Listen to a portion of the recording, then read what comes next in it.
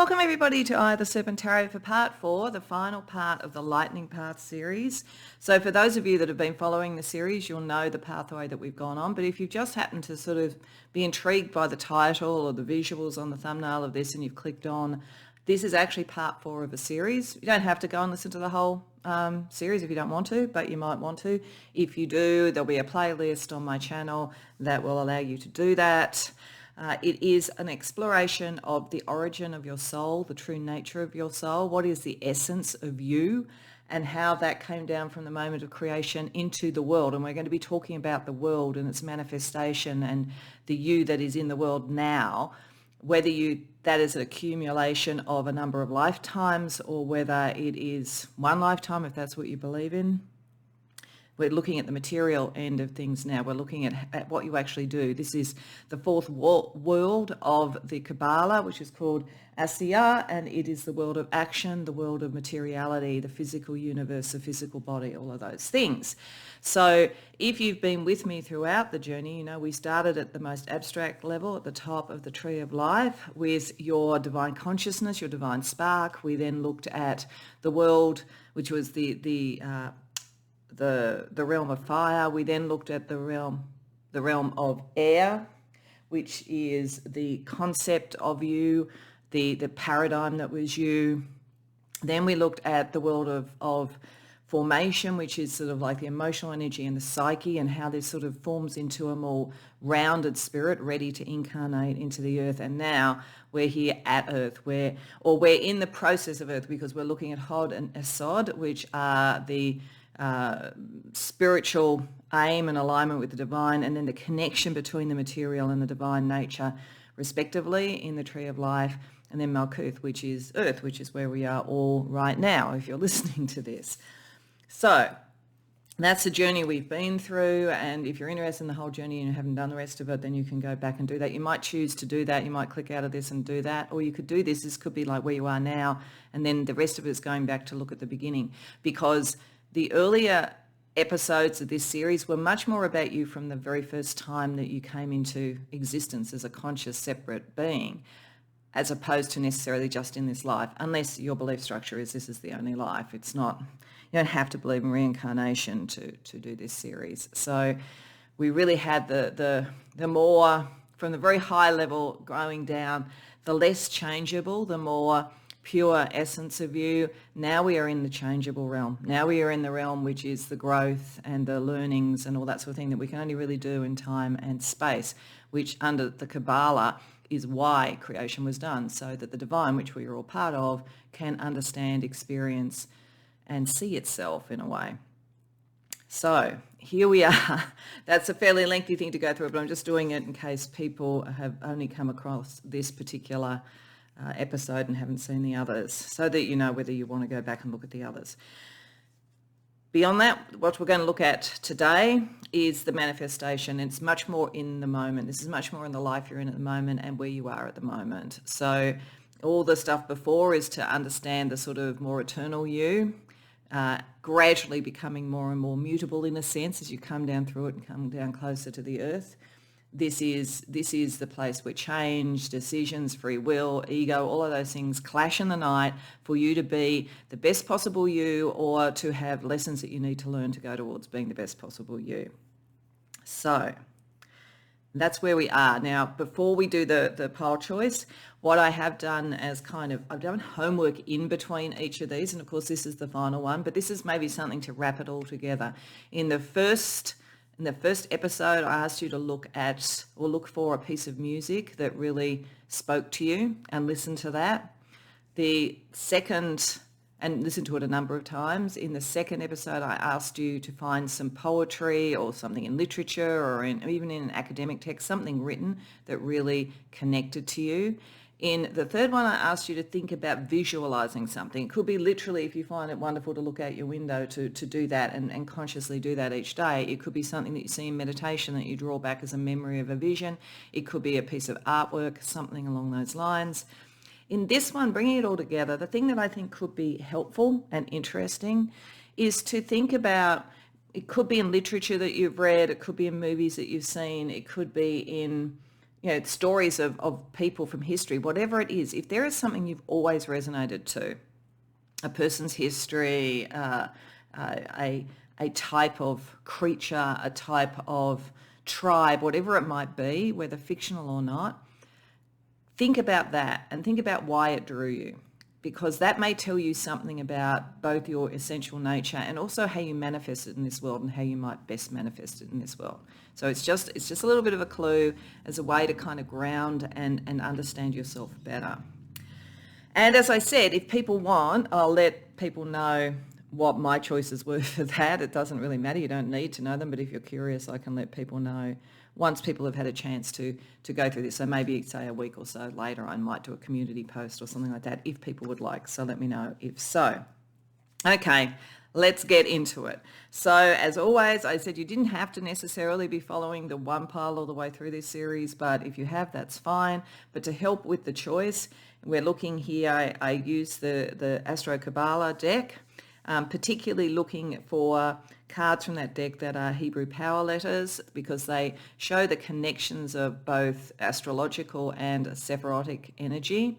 And I felt that these would give us a sense about some of the key parts of how you manifest your energy and how you would best use it in the world. So for pile number 1, we have Aleph, ox. For pile number 2, we have Tau, the cross. And for pile number 3, we have Ayin, the eye. So I would say, and I've said this in all of them, pick one major one and look at that. And then if you feel drawn to the others, look at the others, that's fine. But like, try and focus in on one, the one that really draws you, because that's been important all the way through. This is trying to get to what you are rather than an amalgam of other people and aspirations you might have. Because we all tend sometimes to want to be like someone else. And at this level, it's so important to be true to who you are rather than wanting to be like someone else. Because if we're really going to manifest our value to the universe, that's what we need to do. So with all of that said, when you know what readings you want to go to, the timestamps are in the description box below, and I'll see you there. Welcome, part 1, to your reading. So you chose Aleph, ox. This is interesting because I think there's a very clear thing already in this that connects to, this is the card that is representing Malkuth, the earth. This is Hod, which is your sort of spiritual path connection to the divine, and this is Hesod or Yesod, which is the connection between the divine realms and earth. So this is like the pathway between those two. But what I think is really interesting is the card that you chose, or the card that you came to with the card that was for Malkuth, because in the Dreams of Gaia Tarot, this is the 4 of water, but it's not the kind of I feel stuck kind of energy of Rider-Waite-Smith. It's more a self-understanding. You know, see how the character is looking into a mirror, sort of coming to an emotional flow through a self-understanding. And I find that really interesting, given that the overarching energy that you were drawn to, either consciously or unconsciously, for what you do in this world is simplicity.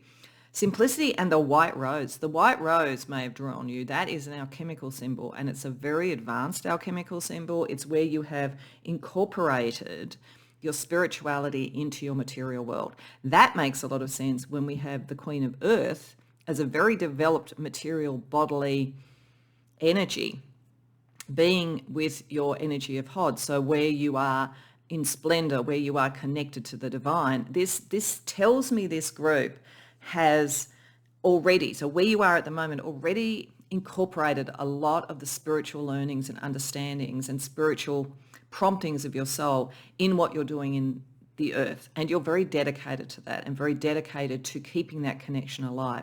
This is a very, very fundamental connection to have. There are many sort of more new age sort of spiritual pathways that tell you that the 3D, the earth is lesser, and it's not. I mean, there's a reason that the divine created this world and what we do. So you have, and true alchemy, which is the marriage of science and magic, is the marriage of the spiritual and the body, really. So this shows that you've got that. And what is really interesting to me is with the simplicity and with this self-knowledge is the purest form of what I was trying to talk about for this entire series. So I really like this energy that I'm seeing here, because it is understanding on a very fundamental level that who you are is what you are meant to be. That is the simplicity. We get into complexity when we try to be other people. We try to do things, to fit, a social construct or a family belief or whatever it might be. There is a kind of, as they say, keep it simple, stupid. There's a kind of a KISS principle to this. You've kind of figured it out. You figured out a really fundamental thing in how you manage yourself in the world. Now, this does not mean that you never make a mistake, that you never go off the path or any of those sort of things. We all have many tensions that we need to deal with, and we're going to look at that sort of thing, that test our ego, test our drive, test our clarity. But the fact that you have this simplicity, which when in earth is understanding that you need to know yourself as a first principle, and particularly emotionally, because it's often in the emotional realm where we lose touch with who we are. So you've got the marriage here of water, and then we've got air. So the mind and the heart are very well balanced, and then the earth is there. The only thing that's not there is fire, but that doesn't necessarily mean anything, because you have Hokmah and Kether as two of the Sephiroth connected to this Hebrew power letter, and they are actually in the realm of fire. So there's a very good balance here, but a tilt towards the emotional clarity, emotional honesty, and so forth. The interesting thing also about this to me is that I think there's something about speaking your truth, because it talks about embryonic potential. For some of you, and this has come up in various readings through it, there could be something about family, children, and so forth that is important with what you do. And you'll know whether that resonates or not. Don't worry about it if it doesn't. But embryonic potential, I think, is also knowing all that you could be, all the potential that there could be in your life. And probably it connects very much to Hasod, because if we think about it, Hasod is the Sephiroth where we are doing the literal connection between the upper realms of the Kabbalah and Malkuth, what we are doing on earth. So there's a very strong emotional energy there. And this is long-standing for you. This is the 6 of water. So there's a sense of history around this. Also a sense potentially of family. So you could be very connected to your family or to your soul family in doing this. But I feel like there's a potential that comes from the seeds of the past and the work of the past. For some of you, even watching a series like this may be kind of an introduction to Kabbalah or something, and it's new to you, but you're sort of feeling, oh, I remember that, or I feel I understand that, or you find that with spiritual things. I think that within the embryo is all the potential of the grown human being ultimately. Same as they say with the acorn, there is the oak. So I think there is a kind of an understanding of the past and what has built you, and also of your family past, ancestral past, and so forth as well, which is informing how you're connecting on a material level in a way that you would be with the Queen of Earth, very dedicated, very reliable, very loyal to what you're doing, and very material. You want to make material choices that reflect what you're doing here. There's an emotional connection to the past and an understanding of the past, but there's also speaking something, I feel, because we do have air there, which is, very much about the mind and what we speak and so forth. We have self-knowledge here. And then we have a quote that says, within the power of the throat is the fertilization of the 22 archetypes. I feel as though your throat chakra, how you speak, how you communicate is going to be a very big part of what you do in this world, or what you're meant to do now. So you may already work in some sort of field where communication is very important, or it may be tilting you towards something like that and saying, you know what, you know yourself, you understand human nature very well. Maybe you should write about it. Maybe you should speak about it. Something like that to think about. Could be something that becomes a business that connects what you understand of yourself and the simplicity of getting down to what are you at your core, and understanding that and reflecting all the other archetypes, reflecting all the other energies, and knowing everybody has their place and everybody has their value. All of that kind of thing could be a message that you're meant to do and materialize in some way, given that you have the Queen of Earth there. There's also a quote by Epictetus. Happiness and freedom begin with a clear understanding of one principle. Some things are within our control and some things are not. So I think this is also one of your strengths. You can here stay committed to something even when things are outside of your control. You have an emotional flow of understanding it, both spiritually and from the past, and understanding yourself and the limits of what you can do and also the extent of what you can do. So it's a very well balanced energy. for pretty much any of the pathways that I've seen so far. So, I imagine that you've come from various different piles in the other parts of the series. Great deal of wisdom connected with this. Though, interestingly enough, there is something new to do as well with this, with the tarot card, the Fool. It's like you've got the very solid, dependable energy here around your will and your connection, and the really strong manifestation ability. You've got the emotional flow of all the things of your past. You've got the self-knowledge, but you've also got something new to do, and I think it's got to do with communicating something. So I think that's something to think about, what to communicate. Let's see what other Sephiroth might be important to this. Kether, yeah, Kether it's coming up there, it's coming up there. And that makes a lot of sense when you have such strength there in Hod. Hod is, and I've sort of said this in some of the others, Hod is that sort of sense of the will aligning with the divine. It's like Kant's categorical imperative, that we are only truly free when we align our will to the divine, because that's who we truly are. Everything that takes us away from that, our greed, our vices, our jealousies, our competition, our whatever it might be, and we all have to grapple with that. Any of that can take us away from our true will. That's what gets in the way of it. So it's like the freedom and doing what you will under a Kantian categorical imperative means something very different to how people tend to think of the Crowleyan do what thou wilt.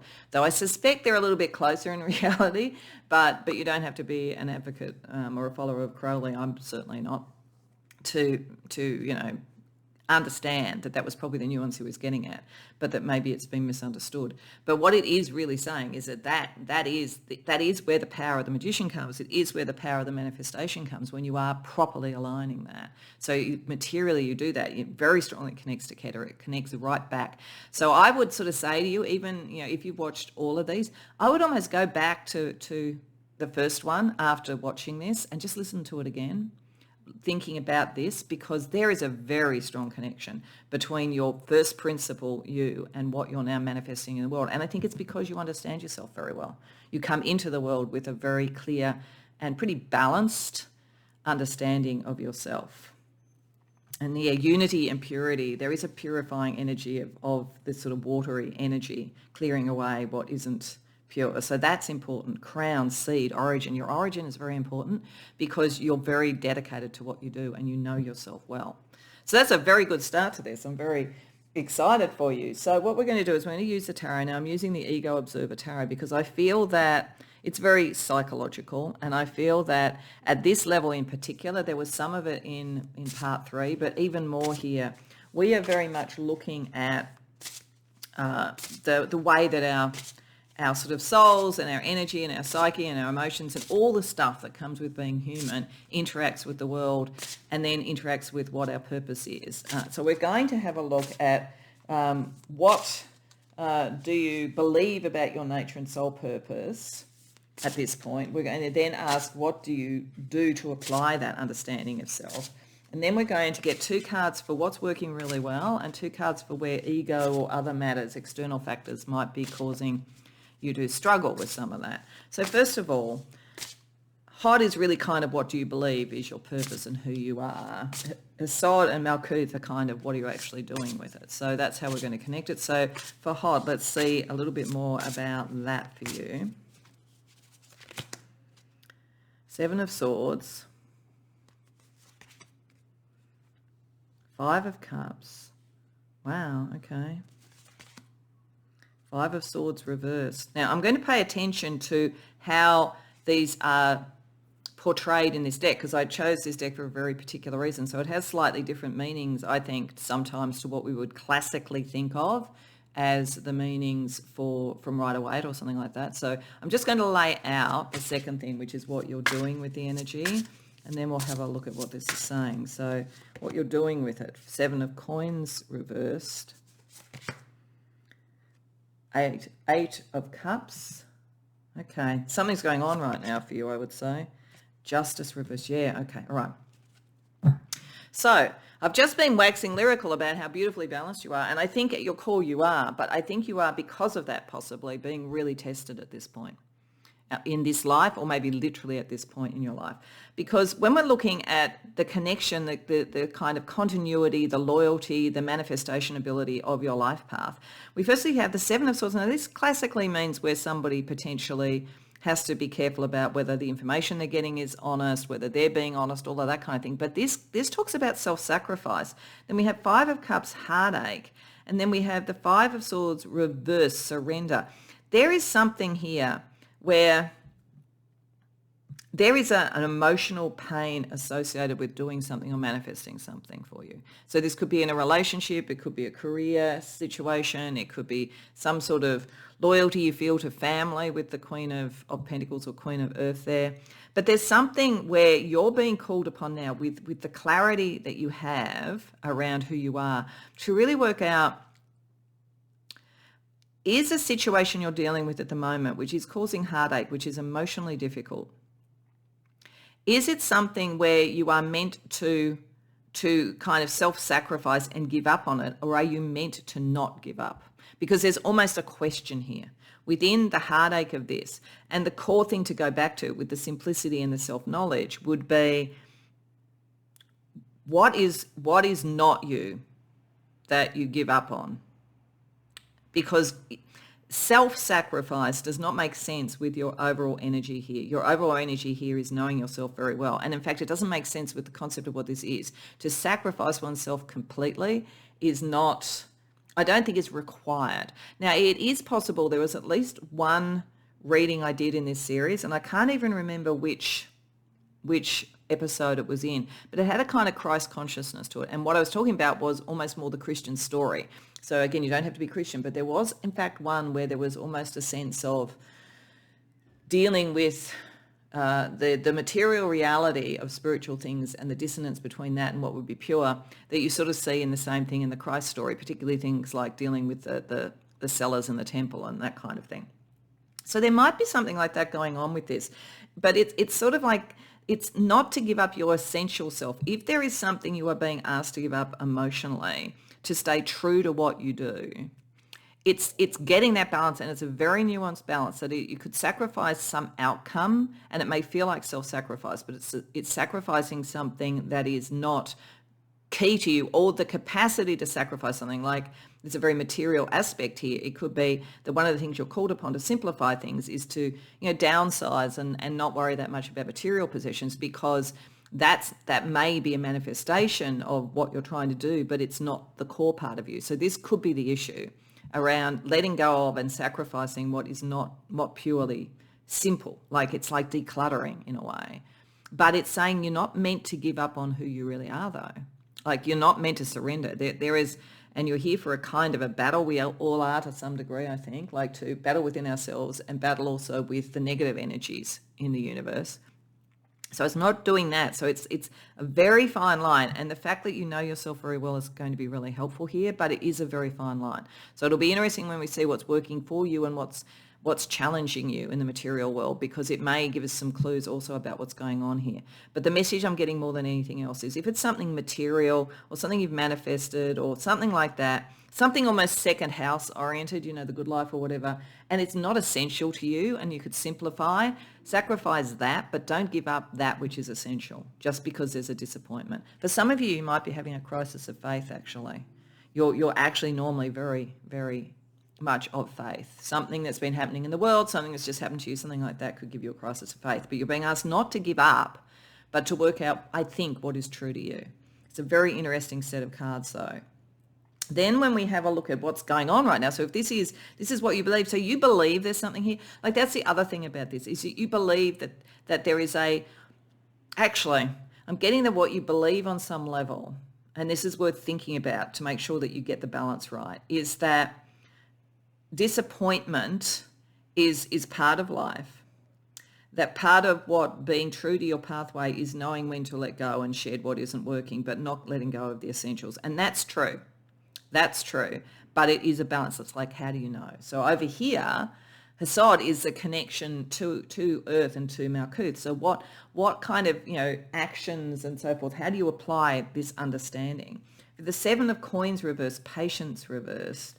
We have the Eight of Cups, move on, and then we have Justice reversed. There is a thing here. It's interesting. You have either an expectation of injustice in the world and boundaries being breached and things not being clear on that kind of level. Like you're very clear on who you are, but the boundaries of others could be an issue and the demands of others could be an issue. You kind of expect that in a way. You expect to have to move on from relationships. Now, this is a thing to think about. Sometimes that will be very true. Other times you may be giving up something that really is important to you and to your life path and to the life path of another person. So it's like there's almost an expectation of cost here. And with Seven of Coins reversed, two things. One, the normal thing with Seven of Coins reversed is sort of like an expectation that in the material world, things will not return on investment, really. You will have to move away at some point. At some point, something wrong will happen. There is a kind of a doubt operating here, which is interesting because you're so strongly connected to the divine. It's almost like there's a disappointment. It's probably as karmic. At one point in this reading, we're going to look at the past life influences on all of this. So it will be interesting to see what we see there. But I feel like one of the things this is asking you to do is look at the purity of your original vision and the purity of who you are and who you really are in a very realistic way and work out what are your burdens and challenges and aims to carry and what aren't. Because I think that maybe what's been happening here because of a little bit of a self-sacrificial thing, you may have taken on more than you should have, and it's engendered in you a belief that the world is where you are disappointed. But it doesn't have to be like that. You could simplify this, and I think this is the thing about communication. You could shift a lot of that energy by what you remember, you understand, and shifting it in a more sort of positive way, simplifying it, getting it to its first principles. Okay, so let's have a look at the balance. Let's have a look at what is working in the material world really well for you, and it's sort of around Malkuth, and what is a challenge. Let's just see how this plays out, because it's very interesting. You're such a pure energy. Like I was so excited about looking at your basic profile here, and I still am, but boy, there's something going on with you, like now that we're in the material world. So what's working really well? Two of Swords reversed and Page of Wands reversed. Okay. Even when they're reversed or whatever, it's what's working well. So we'll look at it in terms of how that would be working well. And then what is more of a challenge? And this is probably more what is happening to you externally, what factors are kind of like, making you feel sort of pessimistic or challenging you or tweaking your ego, all the sort of things that we as humans have to deal with. Four of Cups, Knight of Swords. Okay, I'm going to jump to this first because it really strikes me. We've got the Four of Cups there in the different way that the Dreams of Gaia has, which to me was the self-knowledge and one of your great strengths. And then we have the Four of Cups here. I think that you get frustrated with other people who don't know who they are. And it's part of the reason that you feel in the end things will not be fair, you're going to have to move away. There's a side of you, because you have simplified it, you've understood it, you've got to that point where you realize that it's freeing. It's actually freeing to know who you are, and to, in both limitations and strengths. It's far more freeing than trying to be all things to all people or compete with everybody or hold up some delusion of who you want to be as opposed to who you are. So you kind of get that, but I think that you get very frustrated by other people who don't. And it kind of like overheats your mind to some degree, and it makes you think, so it gets in the way of the focus here with the Knight of Swords. It slows down your energy. Because here you're feeling impatient. You get impatient with other people. You get impatient with the world. It's like, why can't you just see? It's simple. And you're right, but other people have to catch up. So I think you get very, very frustrated with that. In terms of what is good is that even if you do, there is a side of you that also understands it, that you are comfortable with making decisions without having to go into deep exploration. You keep it simple. You make the decision, you assess, you course correct. You're comfortable with being wrong. You're comfortable with not every every sort of creative idea or whatever you have is going to flourish. And so you're okay with that in yourself. That's what's sort of interesting about this too. It's sort of like you're okay in yourself that sometimes you will try things out, do things, and you'll go, no, this actually isn't part of my true manifestation. I'm going to move on. So that works well for you, but you do get frustrated with other people who you feel, I think you feel they don't see that. I think you feel that they hold on to things that they shouldn't hold on to, that they slow themselves down by doing that they're carrying more weight than they should. And I suspect with this showing up, you're dealing with that quite a bit. You're dealing with it either in a workplace or in a family thing or in a relationship. So I think you kind of believe and know how to do this, but you don't believe on some level. And there could be some accuracy to this, that most people get it. So it's sort of like it's frustrating for you. But on another level, the fact that you know yourself, you can, what is good is you can actually understand that. You can understand indecision. You can understand people who get stuck. You just think, I've got the answer. Why don't you just simplify? Why don't you just declutter? And you're not wrong, but there is a kind of a pushback there that you're dealing with at the moment in the world. And that can trigger ego. That can make you feel, like I've got to sacrifice too much and I'm the grand martyr, or I'm so far ahead of people, they just don't get it. Like that's the stuff to think about and make sure it doesn't cloud your vision and your self-knowledge, because that's what's potentially triggering you. Let's get a couple of cards from the magical correspondences to see what other Sephirotic energy there is around this. The Hermit. So yeah, you're very spiritual. You're within the spiritual energy. This is connecting you to Hesed, kindness and beauty. So at the end of the day, you are kind. You'll get frustrated as hell, but ultimately you are kind. But I think it makes you withdraw from people, makes you move away from people. So I think that's sort of something to think about. You have a very good communication ability. Is there a way that you can actually bring people along to see what you see? And Ace of Wands. Yeah, so there, like the kind of new energy, the new creativity and so forth. This connects back to Kether, back to first principles, back to the fiery energy that is you. Getting people to sort of see that. Like I think if you could get people to understand what you've kind of got intuitively, in self-knowledge, and that it's not painful, it's actually what causes us pain in the world is trying to be something we're not. And being able to work and assess and move on and make mistakes and learn, and that's all part of it. I think that is connecting back to your source. This is why there's a communication energy that's so important with yours. Okay, and you have to be a little bit detached around it. Like you have a lot of emotional empathy, but this is Hokmah and Kether. This is not necessarily sitting down and having a love fest with people. This is kind of more, let's get real type of conversation, but coming from a kind place, a beautiful place, a balanced place. Okay, so let's have a look at how this manifests in different sorts of aspects of life. So we're just going to get an archetype around romance and relationships. We're going to get an archetype around career and vocation. Then we're going to get a couple of cards to just show what past life energies might have been. So around relationships in general for you, the hero. This card celebrates the courage it takes to love and be loved, encouraging you to be the hero of your own love story. So there's a double message there, I think, for you. One is that for you, it probably would be a bit heroic to love, because there's an expectation here that you won't be able to find that degree of honesty and clarity and so forth. There's an expectation that you're going to have to walk away. So this is something to think about. But the other side of it to think about is that if you've set yourself up as the hero, as being the one to save, in your closest relationships, are you creating that dynamic in the first place? So it's just something to think about. That's what this whole reading's meant to be about. It's just the things that bring us into balance. So then let's see around vocation, the energy around that, career or vocation.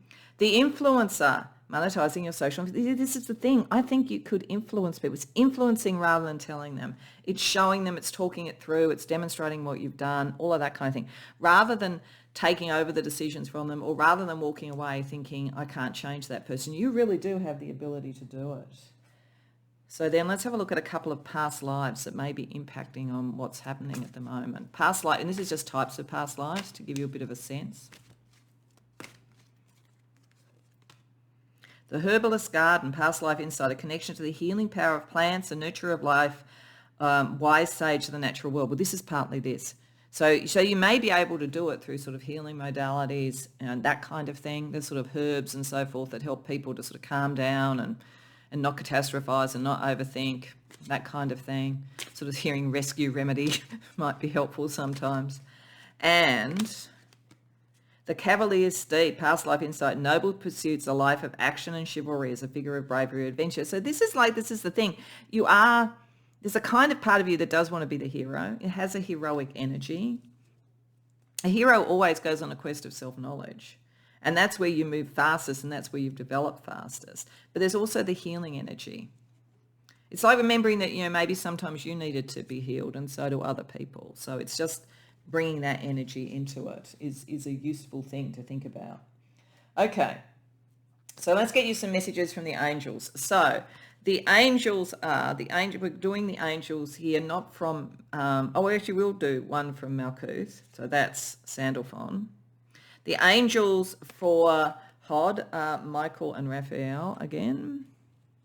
And the angel for Hesod, one of my favorite angels, is Gabriel, the archangel of prophecy, amongst other things. So let's just get you some messages from them. We're just going to use the White Fly Tarot. So I'm just going to get a couple of cards for each for what they're saying. So what Michael and Raphael could be saying to you around how you connect your sense of pure essence, what you are as a part of the divine, with your purpose. Knight of Swords is definitely something about your intellect and how you communicate. Ten of Cups reverse. You're letting go of some old pain. There's definitely some old pain. Some of this could be from family dynamics. You might have had to move away from your family to actually find your true soul family or something. But they're saying that moving away from over emotional things, like getting to something that's clarified and logical, is very, very important. You're very good in the emotional space, but at the moment it's more communicating something that isn't so much emotional but is more logical. So then with Gabriel, so the connection between it, and also where prophecy or prediction could be important. Queen of Pentacles, it's pointing back to this. Gabriel says, remember, always remember who you are meant to be. And King of Pentacles reversed. That is, so Gabriel is saying part of this energy, and this is why you're feeling frustrated, is about an old system in some way that's ending. And you're meant to, with the embryonic potential, bring in a new system and be the shepherd of that. That's why you're feeling frustrated in whatever this is, whether it's around a relationship, around a career or whatever. Something old is ending so something new can come in. And you are being tasked with being, in a sense, the protector of that, because you really understand it and you've done the work that's necessary for it. But there is something, it's something new that you have to nurture, because something old in your life is leaving. So some of the energies, and that's also why just declutter in whatever that means to you. And then for Sandalphon, for being in Earth, in Malkuth, Three of Pentacles reversed, Four of Swords reversed. Okay. Sandalphon says you have to balance a very tricky line here, which has been showing up all the way through. On one level, you can't stay hidden away just saying, I'll just be myself, because you actually have some outer purpose and connection with others. That is necessary. Communication is very necessary. But it is something you've got to do. You've got to lead. This is not something that you can kind of have a group of equals around you for the moment. You're leading in some way to help people understand the potential, their potential, the potential of a system or a community group or whatever it might be. And it is interesting, for some, this does very strongly connect back to some of the energy of the very first episode for Pile 1. So if you've kind of stuck with Pile 1 all the way through, then there was a sense there of the nature of your energy. It kind of does have to be a bit alone because of the nature of it. So Sandalphon is saying that, but that's not an excuse to hide away. You're actually meant to be out communicating with the world.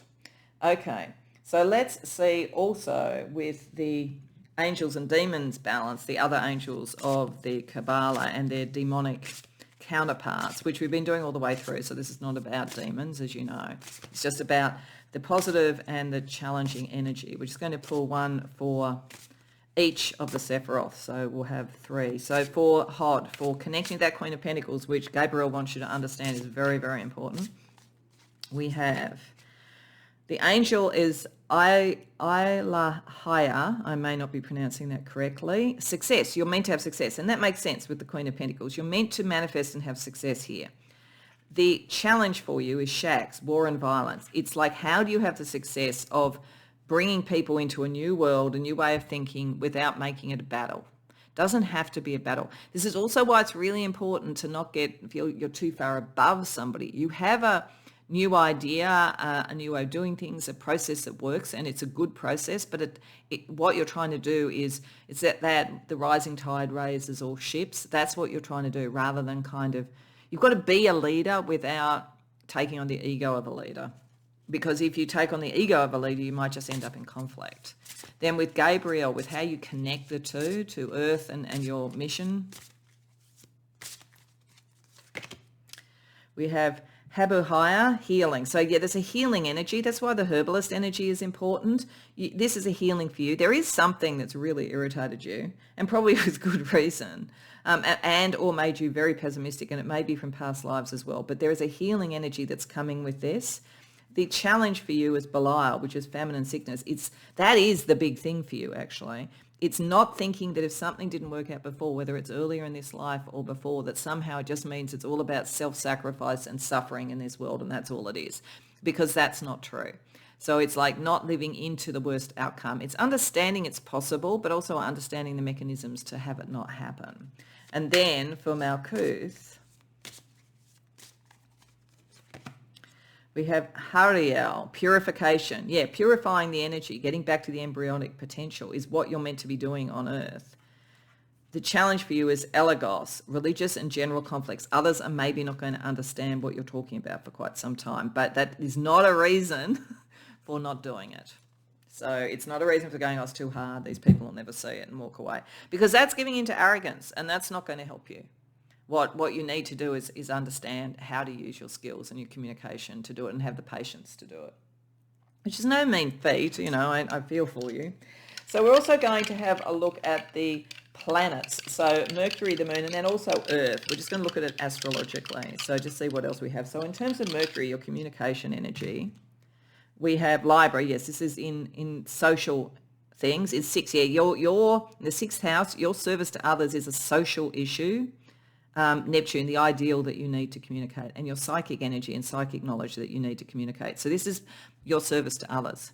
This is what you're supposed to do. Okay, so the communication energy of Mercury. Then when we have the moon, which is the sort of psychic energy, the emotional energy, all of that sort of thing.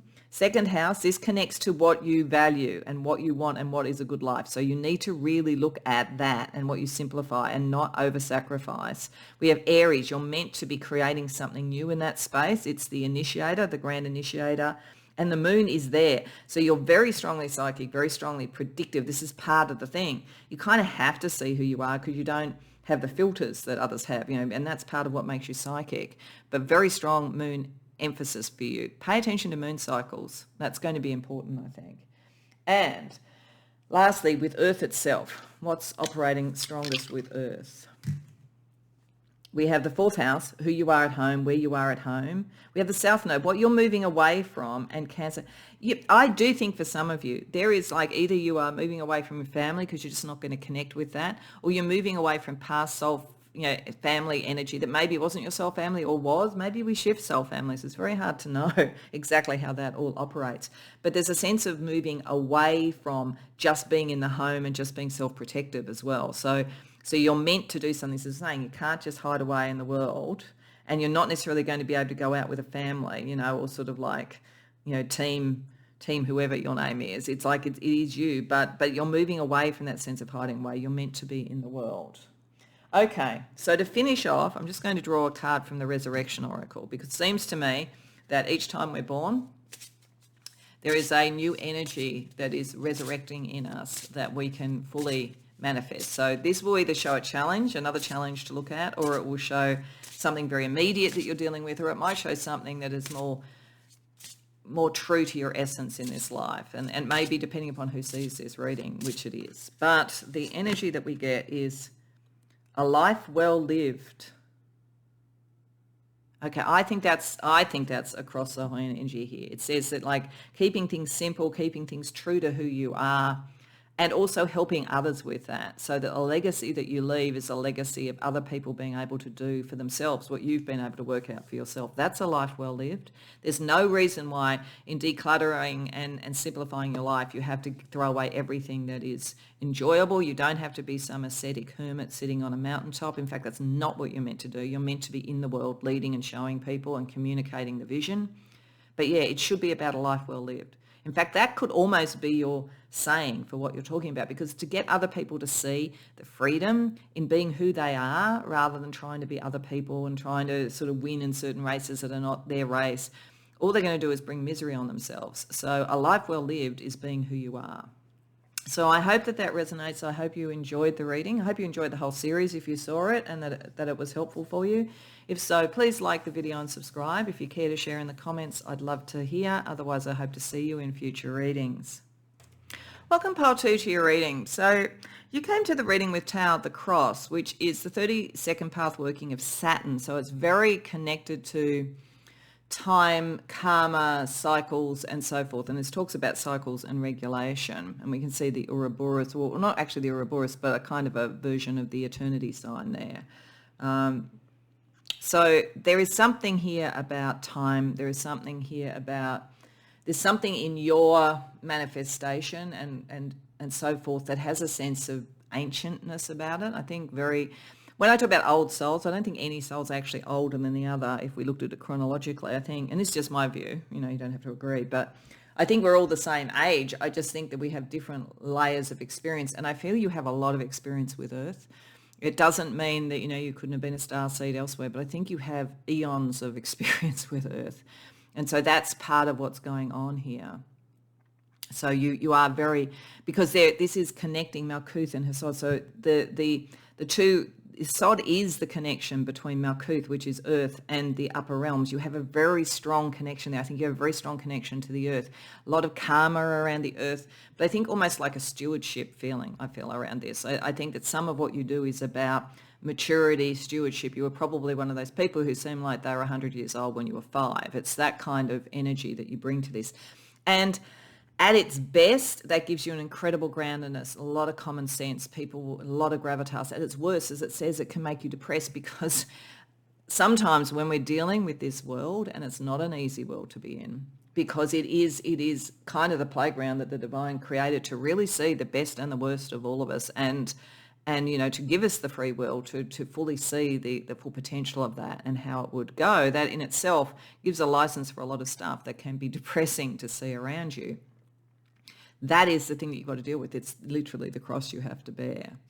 This talks about, with a quote by Marcus Aurelius, each thing is like the form, is of like form from everlasting and comes around again in the cycle. So it's sort of saying that there is a perpetual energy to this. Now, I don't think it means that you'll never get to ascend, because I think at the end of the day we all will. But I don't think it means that you'll never get to ascend or you'll never get to be anywhere else other than Earth. But I think you have a very strong mission on Earth, and I think that's sort of shown with having the hero, the effectively the Knight of Fire here as the archetypal, the energy for Malkuth. You've got a cause. And probably when you win that cause, you can go off. I'm sort of getting a vision of like Frodo at the end of Lord of the Rings. Once he'd actually done his hero quest, he was able to go and have a nice quiet life. I always think a quiet life is the thing to aspire to, but that probably says more about me than anything.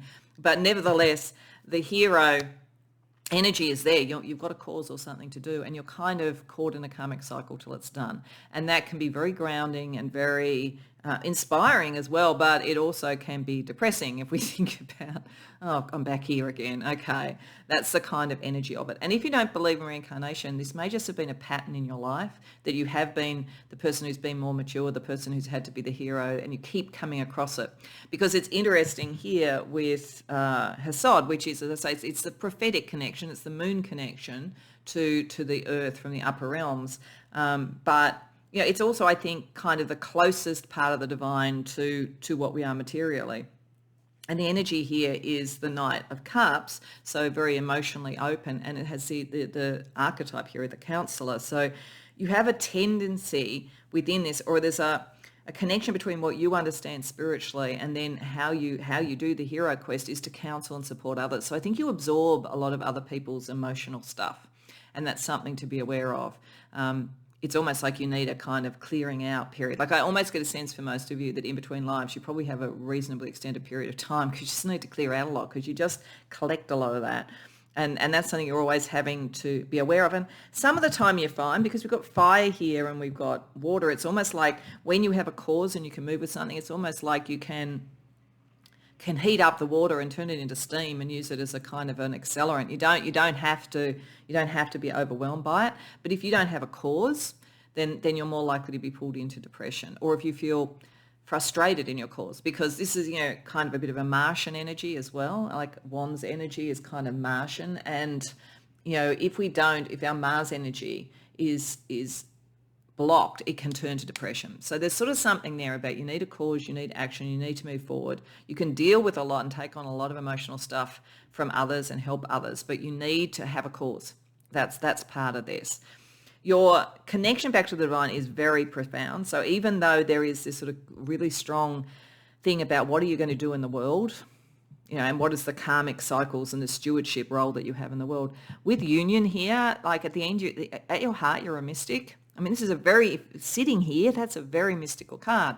It's a card that is about union of one form or another, but we're talking about Hod, which is the Sephiroth, which is the representation of the pure will in alignment with the divine. So you want that mystical alignment with the divine. You want a cause that is a holy cause, really, or a spiritual cause, or a higher cause. That's really important to you. And there's almost a push-pull operating there as a result of it, because there's a very strong, I am on earth to do something, this is important, this is what I'm going to do, energy for this. At the same time, there's the wish to just ascend and just be with the divine. The reason that people talk about the dark night of the soul, the origin of that was a poem by St. John of the Cross, who was a mystic, and he wrote a poem that was about how he yearned like a lover to be connected with the divine and merge with the divine, but couldn't do it because he was an individual soul and he was on earth and all that kind of thing. So it's like the yearning of a lover for a beloved that is always just that step out of reach. That is the dark night of the soul for the mystic. And that is why underneath we are all a bit of a mystic. We all yearn for that. When we think about ascension, that's really what we're thinking about. For most of us, what we're thinking about is to be absorbed into the divine.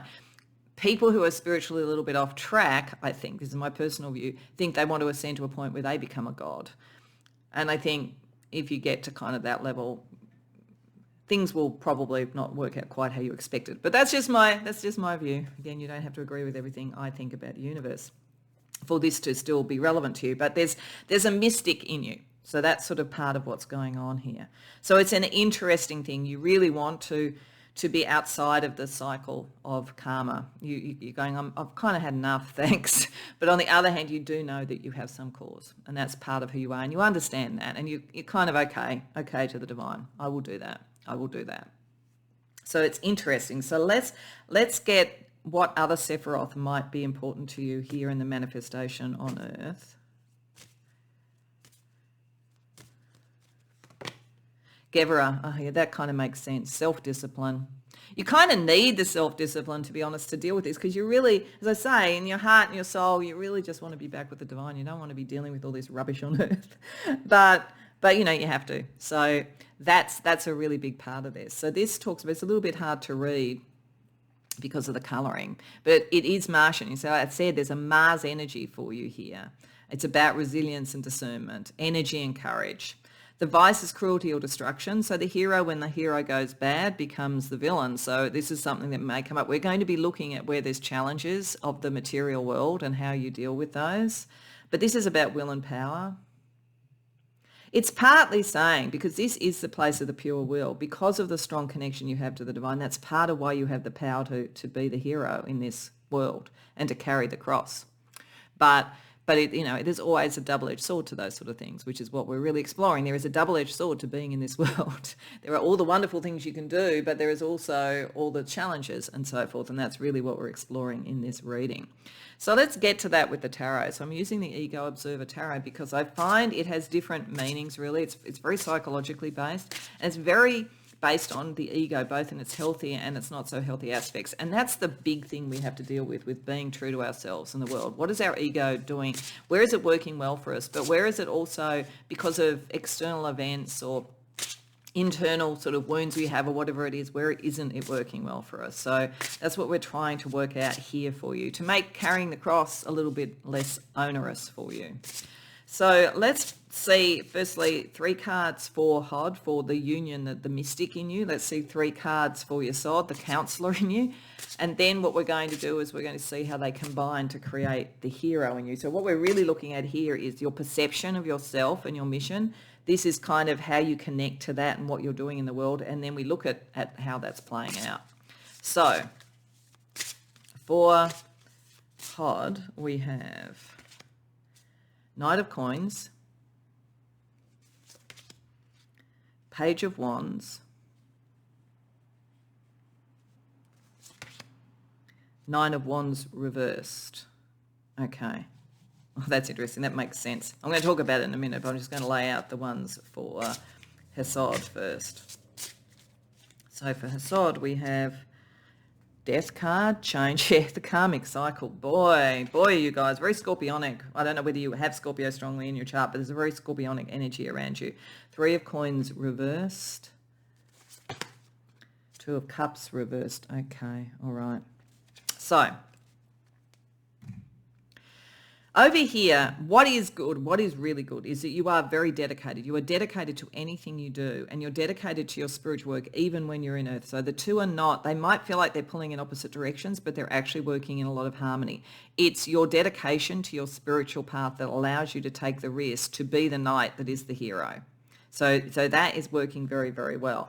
You're also open to all this sort of Martian energy to explore and to see what you could create in the world. So although there is a side of you that is very mystical, you are actually willing to jump into the world and create something. Like you're in agreement or you're in harmony with the divine. 9 of Wands reversed though, there is a sense, one of the things that you feel and frustrates you, it's a two-pronged thing actually. One, it's to the degree if you're being the hero and you're counseling and you're helping others, to the degree that others are prepared to grow and how much there's a lot of potential tension and battle around you, actually. That's why you need the sort of Martian energy. So there is sort of something here where it's kind of like, really, this is so hard and I'm dealing with so many difficult people. I really don't want to do this. I'd rather be a mystic. So that energy is sort of going on. So something about people being not open to sort of, collaborating or working together, and it's showing up a bit over here as well too. There's a sort of an energy like that you're dealing with. And one of the things that is a challenge for you in connecting to your counselor, to your hero, is that people are not. With 3 of Coins reverse collector, you're probably going to be put in places of disharmony. Ultimately to be the hero, to hopefully clear energy and bring to greater harmony, but it's like that's part of the deal for you.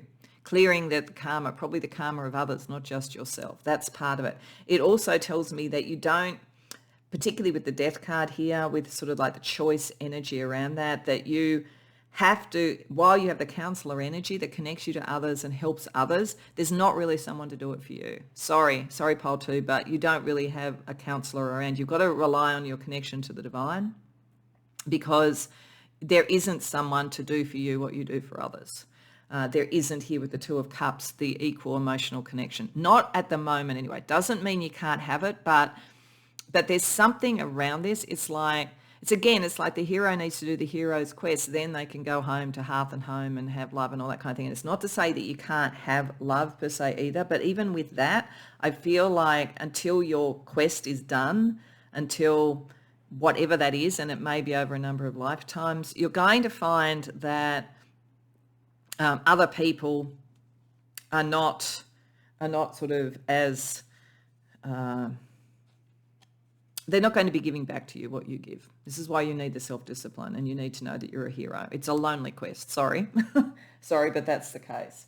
This particular reading, this set of readings, I think was always going to be the tough love one, because it's not really looking at faults in you, but it's looking at what is working on you and working on the purity of whatever you are. So getting to that, let's look at the balance. We'll get 2 cards for what's working really well around you in materializing this in the earth, and then 2 cards for what is challenging you, and that could be external factors, it could be internal factors, it could be any number of things. So let's see what's working really well. 7 of Coins, patience. Good. You have the dedication, the patience. I really admire that. As I often say, I'm the least patient person you're likely to ever meet. 6 of Swords reversed. Okay. And what is a challenge? What is the big challenges for you? External or potentially internal? But I think there's going to be quite a bit that's external here for you. King of Cups reversed. Temperance reversed. Okay. All right. So what's working well, as I say, you have patience, you have dedication, you know the value of what you're doing. You do know the value of it, so that's really good. You also are not worried if you don't have a set plan. You're fluid and flexible. This is why you're taking the risk. Even in the material things, you're happy here with Swords energy, with what you think about it, to not have a clear-cut energy. There's also, though, it's interesting, you're not focused on your own healing. And this is showing up over here too. So it's like it's a benefit on one level for what you're doing. The hero isn't thinking about the slings and arrows they deal with. They're thinking about the cause, and you're very patient to just move through that. And actually, if you literally were in some sort of a battle or some sort of a competition, I mean, this could be very athletic sort of energy, for instance, then you've got the physical stamina. Definitely, and so forth. You're not as focused on that. You probably heal very quickly, that kind of thing. So that works for you. But it's interesting that with the King of Cups reversed, that can sometimes be the wounded healer. So there is something here about, being the counselor and their hero. Is that role, as I say, because people aren't doing it for you. Who's healing you? And it may be that you have to focus some of the stuff on you. It might be something you have to think about.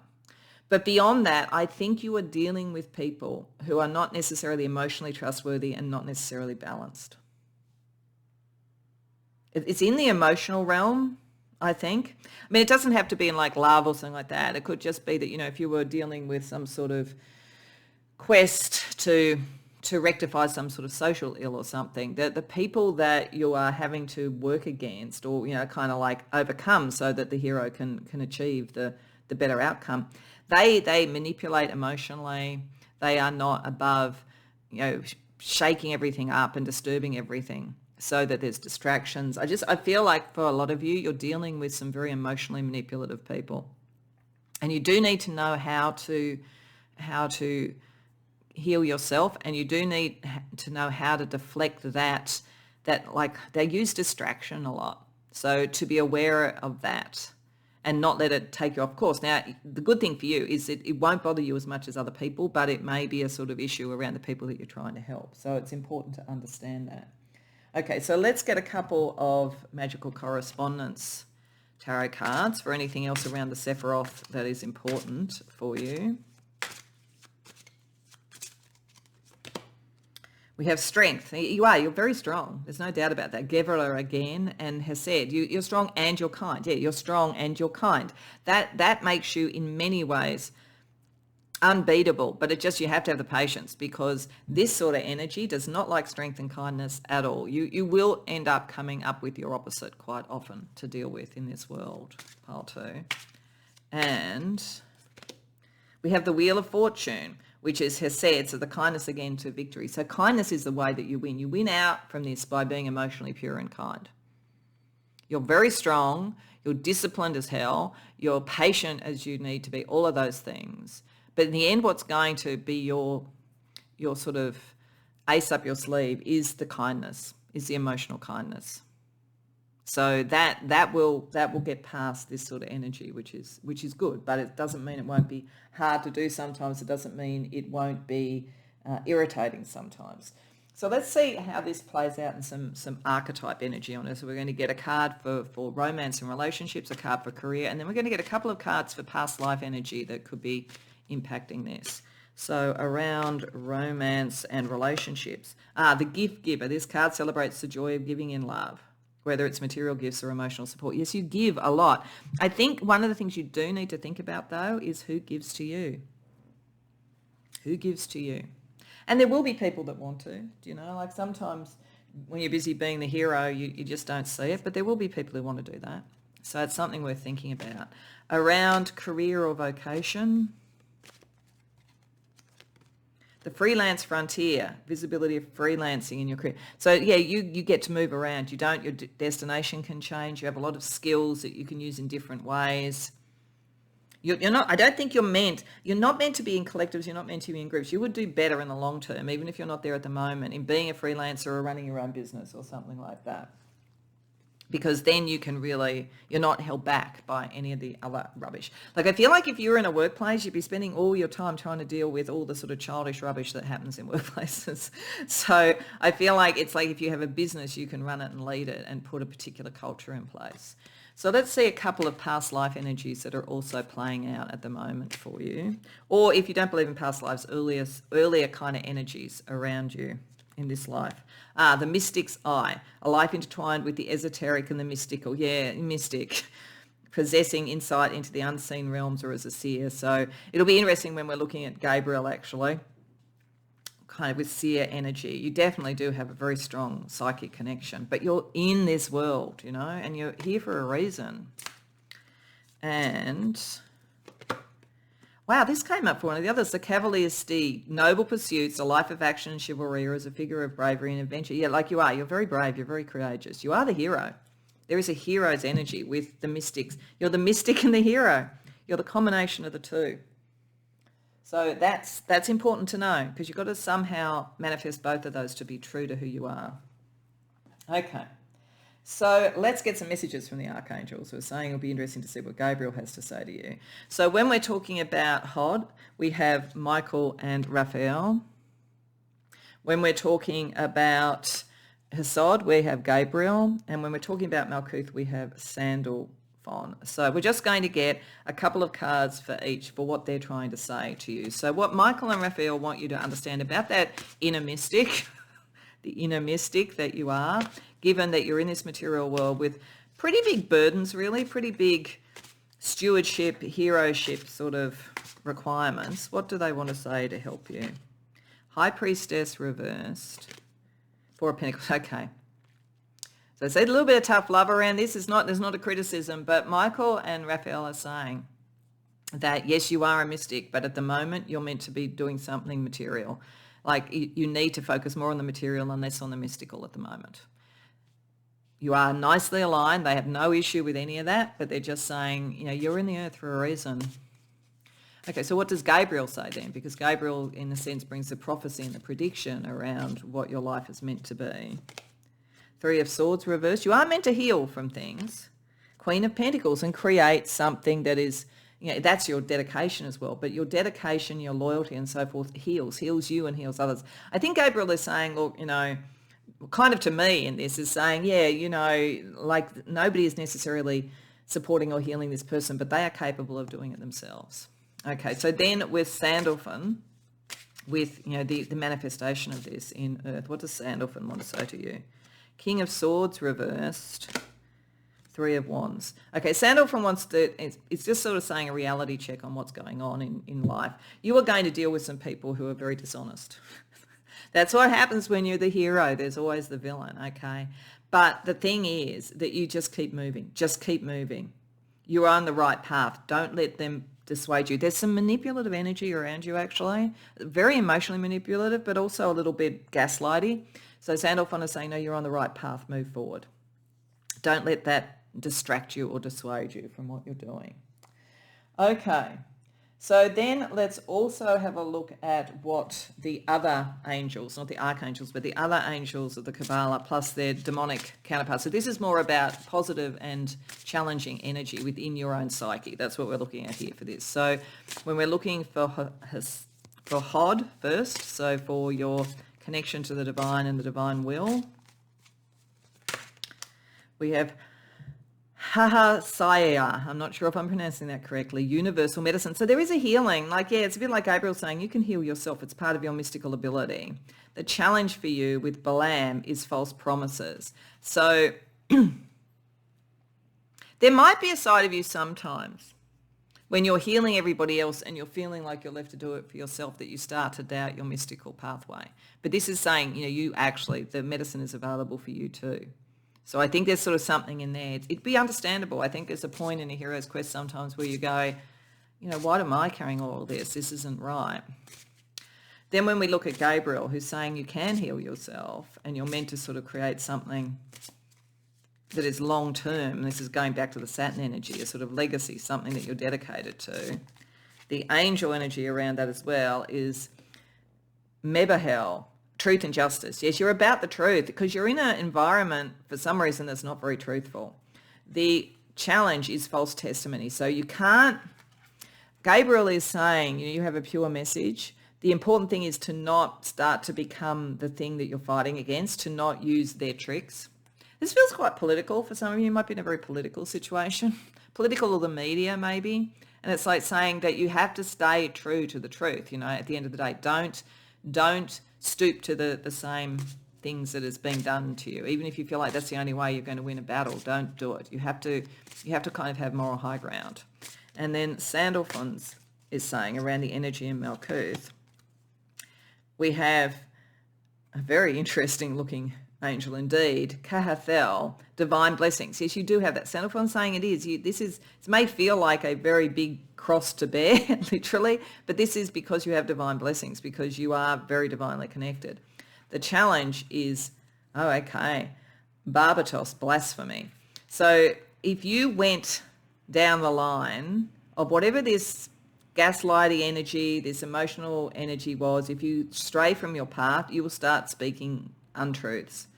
There is a temptation here to do that, to almost be persuaded. So it's very important not to have that happen. That's something to think about. And again, we all struggle with things. There's no criticism. But for you, it's staying true to the truth when there's a lot of influences on you to try and send you in a different path. But for you, because it is so mystically connected, it would be like blasphemy to do that. Whereas others, they could do it in ignorance. You couldn't really do it in ignorance. You would kind of know what you were doing. So it's something to be aware of. Okay, let's have a look at the astrology energy. So we have Mercury, so communication energy. For Hod, we have the moon, so that's psychic energy, emotional energy for Hassad, and then we, of course, have the earth. So let's first of all see the astrology energy around your Mercury, communication, intellect sort of area.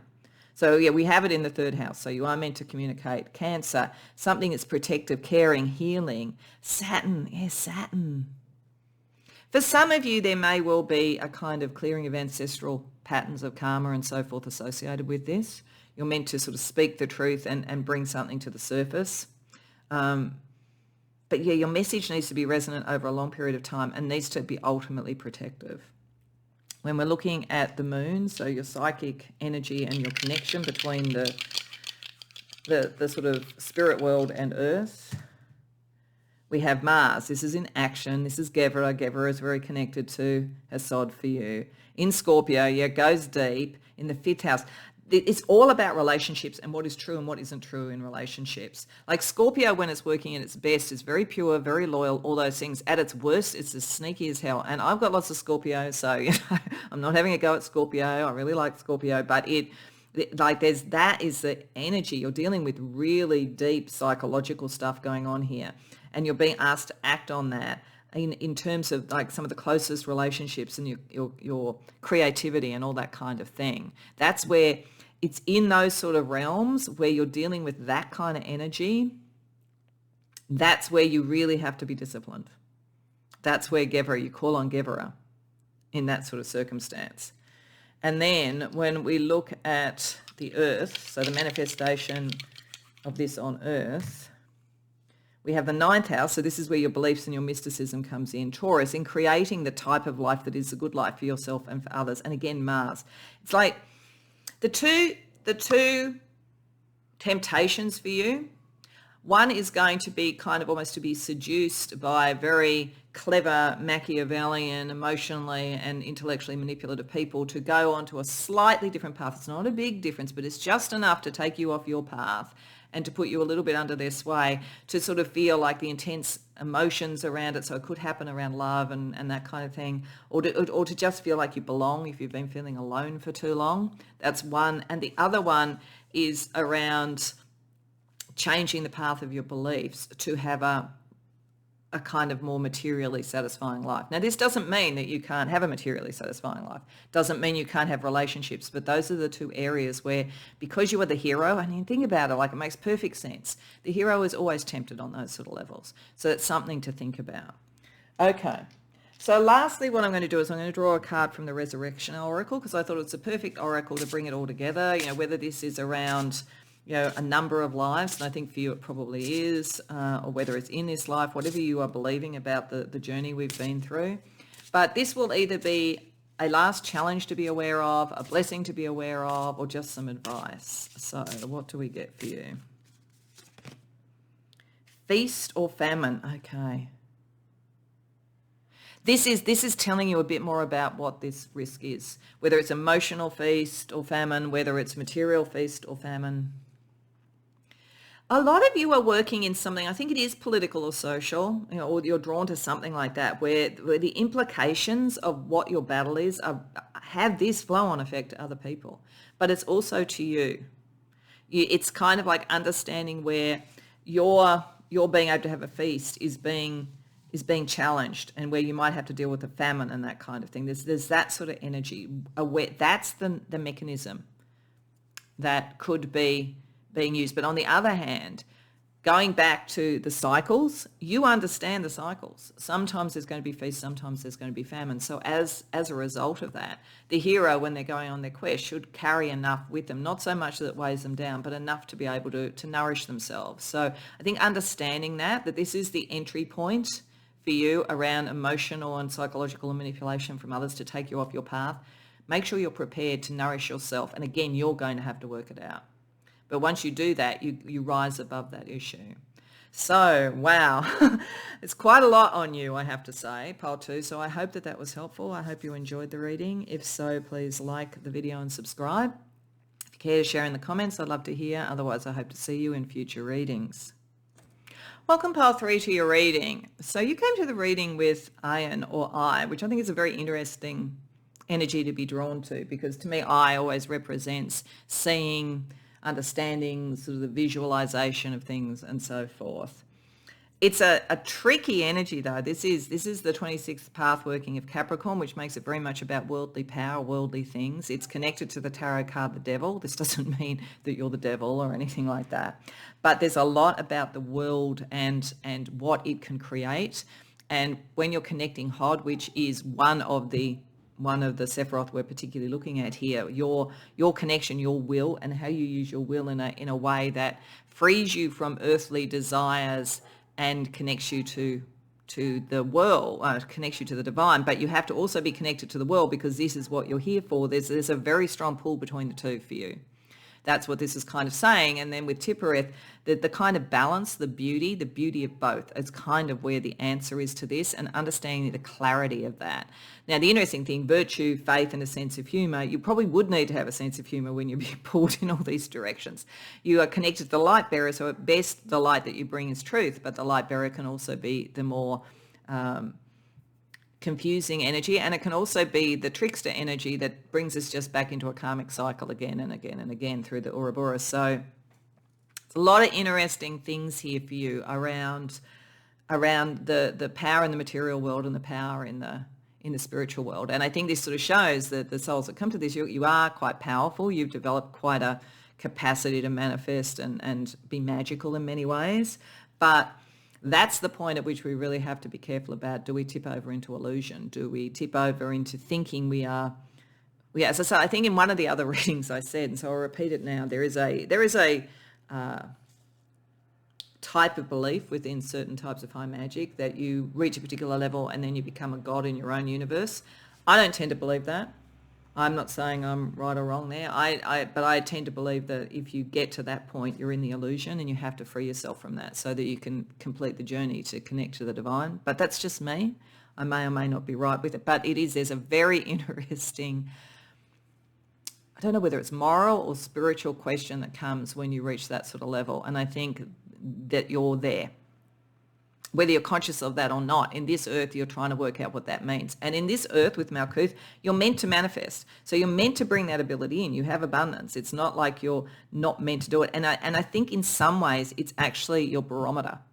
Because if you are working at that kind of level, the creation of something, what actually happens, what is abundant, what isn't abundant, becomes a very good barometer about whether you're on the right path or whether you've strayed from the right path. Because anyone can sit and think, that their spirit team is telling them all sorts of wonderful things about how developed or advanced they are or whatever. But if it's not manifesting in the world in some way, if it's not to a purpose, then chances are it may be just a kind of spiritual narcissism. Now, I'm not saying you're a spiritual narcissist. I'm saying you are very, very close to sort of something here, but it's at that point where we have the biggest risk of that. So the clarity of the eye is important. But it is interesting about how we can be tempted into magnifying ourselves in our own hearts. The quote here is interesting from the Daily Stoic. It says, connecting the so-called temptation with its actual effects allows you to understand that indulging might actually be worse than resisting. So this is the test. What makes it? What is abundant? What is healthful? What is growthful? And what isn't? The urge begins to lose its appeal. In this way, self-control becomes the real pleasure and the temptation becomes the regret. And I think this does connect all of this very strongly together. So whether or not that will come up at other parts of the reading, I don't know. But there's a sense here about self-control, limits and all that kind of thing is very, very important. We have to remember the lessons of Gebera if we're dealing with this sort of thing. So you are bringing a lot of magical material power to the world. It's what you do with it. But it's also how you judge your ability and your level and all that kind of thing with enough humility and enough self-honesty that it doesn't erode and become regret, as that says. So that's the kind of energy there. Now, what's really interesting here is that with Hod, we have the mother. So we have the mother and the crone. We have two of the great triptych. They're the older versions, so there's nothing new about you. I think I said in one of the other readings, there's sort of people talk about old souls. I think we all probably came into creation at the same time. So the concept that one soul is older than the other is a bit of an illusion. And it's one of the things, if you start thinking, I'm an older soul than that person, that might be tipping into the illusion. So be aware of that. But you could be older in experience of a type. That could be very true. You could have gone through many lives as a seer or a mystic, so you're going to be older as a seer. But if it was like, okay, be a performer, you could be very young. So it's like understanding that kind of thing, I think, is helpful in knowing what is true and what is an illusion. But there is something, and I would say for you, it's very spiritual, it's very magical, that is well developed, because we have the mother here. So we have the point that is at the creation energy and the nurturing energy. You understand and know at your soul level that you want to nurture your will and make sure that is in a nurturing, abundant, in its most positive way, growthful energy with the divine. So it's almost like you have a deal with the divine, which is, I'm going to come in, I'm going to use this energy to create abundance, and not just for me, but for all. I'm going to look at the healthy, beautiful growth of abundance. I'm going to nurture it. I'm going to support it. I'm not just going to want it out of greed or out of status or out of ego. I'm going to want to nurture that kind of thing. And that's kind of where, that's your way to connect it back and make sure it's, so to the degree that it's like the creation energy, but in a very nurturing way. Then in how that connects, you bring that as wisdom in how you use it. So I like this energy for you. I think that it shows that you are much less likely to fall into the illusion than others might. Maybe that you have in the past and now you've learned, but there is a wisdom energy with the crone about how you connect the higher order of what you're trying to do and what you want to manifest.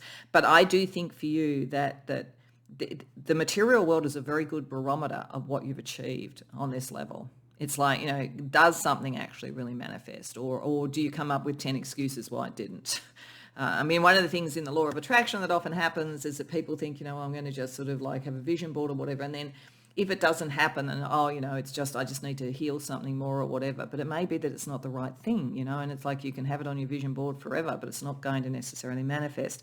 So I think you get that, and you understand that things the whole purpose of this series in this set of readings was to make you understand or make you see that being you is the most powerful thing you can be. being you is the most authentic, being you is the most actualized, being you is the most manifest. And understanding that, and you're a very long way along this path, pole 3, helps you to create it. And this then Earth becomes almost a barometer of testing where you're at on the other level, I think. That's what this sort of feels like. But when you're at that point, you're teetering on the point where it's very easy to fall into the illusion as well. So that's probably the main thing for you in this life when you're creating things, is what's your purpose? Is it always nurturing, or are you teetering towards something where ego is coming more in? So it'll be interesting to see what we get. Let's have a look and see what other Sephiroth might be important with this.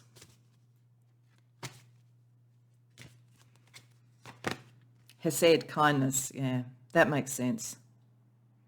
Vision and destiny, knowing what your vision and destiny is, that's very true. But mercy, kindness, love and peace. So you're less likely to fall into the illusion of wanting to be a tyrant, even if you think, oh, I'm a merciful tyrant. Or I'm a benign dictator. Like, you're not likely to fall into that, which is good. So that's important, has said, the kindness and the expansion, again, abundance. There's a very strong thing about abundance here. Most of you are probably meant to, in this life, be very abundant in one form or another, whatever that is that you're looking for. Of course, you have to watch out for greed, but nevertheless, if you connect to the nurturing energy, then I think, and the wisdom here, then you should be fine. The quote here says, if one does not know to which part or port one is sailing, no wind is favourable. So yeah, you need to sort of know what's the direction, what are you really trying to do, and then how would you gather, or how would you know that you'd have achieved it? So real testing it out and seeing what works type of energy for you in the material world, in this incarnation at the very least, pole 3. So let's have a look at how these are working. So we're going to use the Ego Observer Tarot because it has some different sort of meanings. It's very psychologically based. It does look at ego things, which I think is the main issue in one form or another we have to deal with in the material world when we're looking at our spiritual path. I do 3 cards for hot, and I'm particularly looking here at your idea of your will, you know, how you would ideally see that operating in the material world. 3 cards for Hesod, which is more, well, what kind of action would that likely to show? And then we're going to have a look for the actual outcome, what's working really well and what is a challenge for you in fulfilling your soul's purpose. So firstly, what's a little bit more about how you would perceive yourself and your role materially. 10 of Coins reversed, Hanged Man, 6 of Cups. Wow, okay. Let's have a look also at Hesod or Yesod around, what would this kind of manifest as? Like, what do you likely do in terms of action using the crone energy of wisdom? 7 of Wands reversed, 8 of Swords reversed, Wheel of Fortune reversed. That's interesting. You're meant to turn something around. I think that some of you probably have reached a point where you were kind of able to manifest in other lives and were magicians, and you kind of got to that point that I was talking about where there was are you going to understand this on an egoic level, or are you going to go down a bit of a rabbit warren? And I think probably most people who do this go down a rabbit warren, so no criticism, but I think you're coming to understand that. And this is part of the wisdom. This is what this is sort of saying. So your idea of it, you don't feel anything can stay forever. So in terms of abundance, you're not looking at creating, a eternal rule or something like that. You have an idea that everything is change, and that you have to be prepared to be insecure, to not sort of have everything sort of like sorted out around you if you're going to grow. Because if you get too secure, if you get to kind of like the 4 of Coins and you stick there, how can you grow? Yes, you feel secure. Yes, everything's fine, but you're not going to grow. If you don't take a few risks, you can't build an investment, that kind of thing. So you know that. Hanged Man here, you know that things can sometimes go slower than you would want. You also know that sometimes you have to sacrifice one thing for another. You're very focused here with 6 of Cups on the past. So you learn from the past really well. There could be stuff from your current life that you've learned about this. You could have come from something like a broken home, or you could have had to deal with financial reversals already, and you've understood those and you can clear out the energy. Otherwise, it's stuff from past lives. But there is a sense of memory. You have a very strong memory, I think, of of where you've come from and what that means for nurturing and creating abundance in one way or another. So right now, in terms of the translation of it, you are freeing yourself from some mental blocks that you had around it that probably came from whatever didn't work out, and you're freeing yourself from feeling not able to move forward. But right now, I would say in your life, maybe something didn't work out. And this is why I keep sort of going on about what is the world showing you. It may have been that there was something that you were tilting for materially that actually wasn't meant to be yours, which is fine because there will be things that are meant to be yours. Or it might be that you came, as I said, from a family or some sort of background where external events made everything insecure, made you sort of wonder, can you do this or not? So this is the doubt. And in its own way, the doubt is the wisdom. Because what I think working at its best, at its worst, this could make you cease to believe, and then you stay stuck and you start looking for security. So this is the thing. It's like when you're moving into the path working of Capricorn, the devil can bring in the material, certainly, but it can also bind you up in patterns of the past and insecurities and so forth. It can make you decide, oh, well, if this isn't going to grow, I may as well just go and spend all my money on, kind of frivolous things or whatever. So it's like this is at a tipping point for you to understand that if there's been something that didn't work out, it was probably either not the right time or it's not the right thing for you, but it doesn't mean you can't create what you want. But you are dealing with some sort of a reversal. Now, whether this is literally right now, and I think for most of you it probably is, but otherwise I'd say it's maybe from a past life or something. So the memory of that, you're trying to kind of incorporate the wisdom and the understanding about what would it mean to actually create abundance. So let's have a look and see what 2 cards for what's working really well for you in life at the moment around this, and then 2 cards for what is a challenge, which could be external factors or it could be internal. So we'll just see. So firstly, what's working really well for you? 2 of Swords, 2 of Coins. You're really good at choices. You're really good at looking at options. You understand, maybe I made the wrong choice, but I can move on and do something else. You have a kind of as long as there is choice, as long as you have options, you go, that's fine. So that's good. There's a resilience to that. What is a challenge for you? Where could you be beguiled or tempted or that kind of thing to take you off your path? Page of Coins reversed. 4 of Cups. Okay, yeah. A lot of this is internal. It's triggered by external events, I think, but it's like if your barometer is going to be is something working as abundance, the positivity of that is as long as you can think, okay, I can course correct, I can make other decisions, I can move forward, you're moving in the right direction. But if you're finding lots of blocks, you could get to the point with the Page of Coins reversed where you feel no longer inspired and you overthink it and you go into analysis paralysis, as they say. So I think... And that's where if you're going to be tempted to take shortcuts or to give up on the cause that you were trying to do and just kind of almost exit yourself out of caring or something like that, that could occur. For you, that's the thing, I think. There's a lot of power to manifest. If you're finding it difficult, then you may decide, oh, well, who cares? Who cares? So I think that's the thing. And like you do care ultimately with her said, and it's going back to that caring. What's this about? What are you trying to do? And it's not just about you. So that's part of it. But I think it is a very internal thing. That's kind of good too. It does mean sometimes external, but I think the external world for you is a bit like a laboratory, if you could think of it that way. And you can have a theorem, like as a scientist that you're checking out. And the way that you understand whether that theory was right is whether the experiment works out the way you expect. But if it doesn't, it's still learning.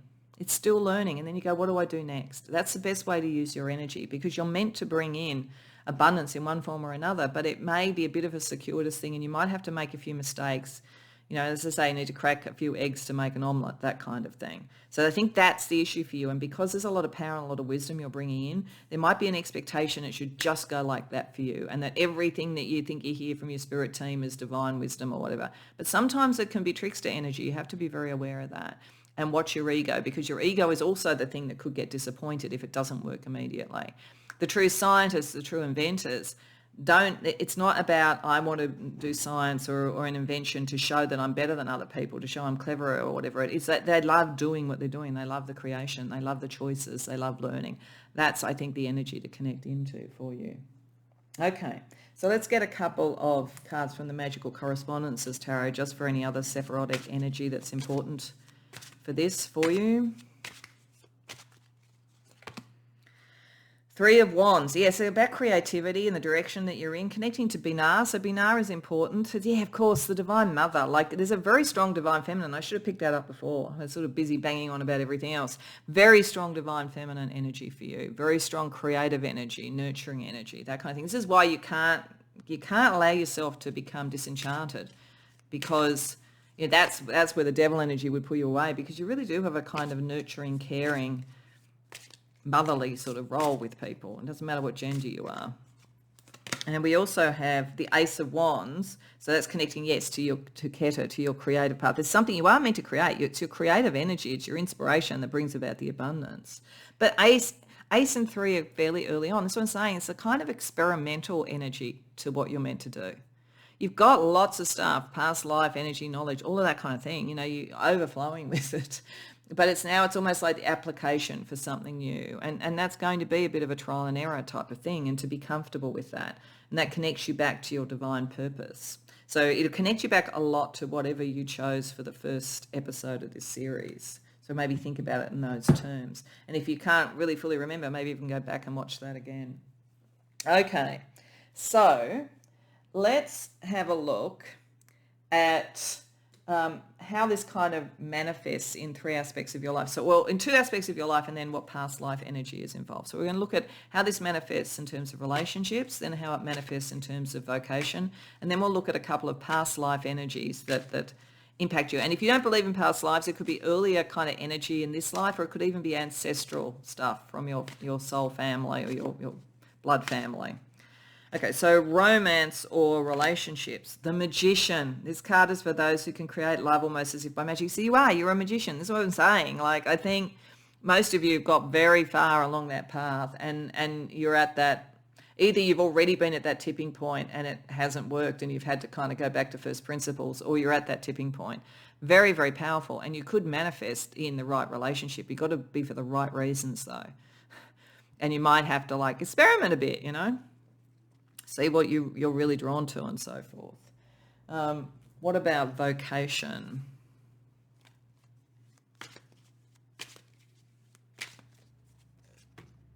The skill synergy. Forecast how combining skills can elevate your career. So there's sort of something, this is saying that in whatever you're trying to do on a material level, it's a range of skills that you're bringing in, a range of ways to create. And again, skill synergy to me, again, it's very kind of experimental. What works with what alchemizes with what, a kind of alchemical sort of energy. And then let's see what past life influences have been important.